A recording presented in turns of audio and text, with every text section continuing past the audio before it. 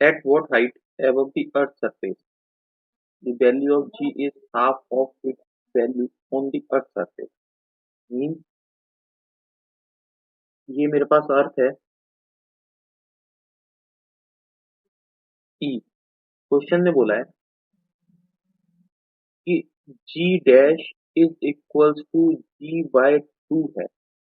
पहले तो इसकी मैं शॉर्ट ट्रिक बताता हूँ।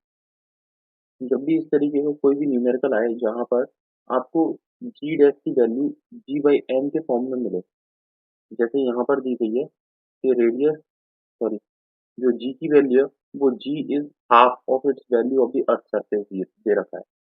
मीन्स G डैश की वैल्यू G बाई 2 दे रखी है। तो इस तरीके के लिए शॉर्ट ट्रिक ये होती है कि h जब भी हाइट निकालनी है तो h इज इक्वल टू होता है root n minus 1 into R. अब आप डायरेक्टली यहाँ से हाइट आप पता कर सकते हो कि कितनी हाइट पर जाकर के इसकी ग्रेविटी g बाई 2 हो जाएगी। तो इसके लिए अगर मैं देखूँ तो h इज इक्वल टू कितना आ रहा है रूट 2 माइनस 1 इंटू आर, या फिर आर की वैल्यू रख दो 6400। तो इसे अगर मैं देखूँ तो रूट 2 की वैल्यू होती है 1.414 माइनस 1 इंटू आर। यहाँ से आ रहा है कि 0.414 इंटू आर आ रहा है 6400 किलोमीटर।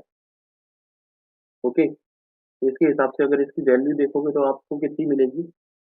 इसकी वैल्यू आएगी 2649.6 kilometre.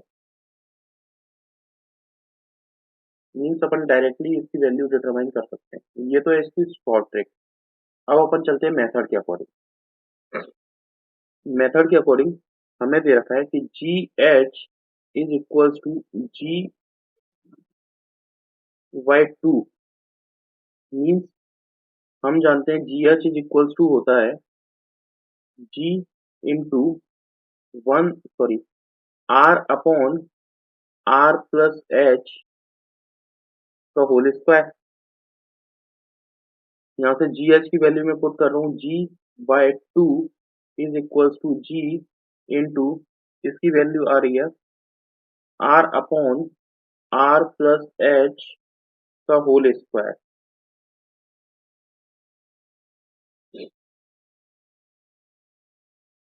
Are upon R plus H is equals to 1/√2 आएगा।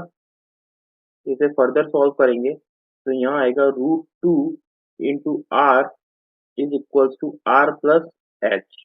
Means H is equals to √2 minus 1 into are.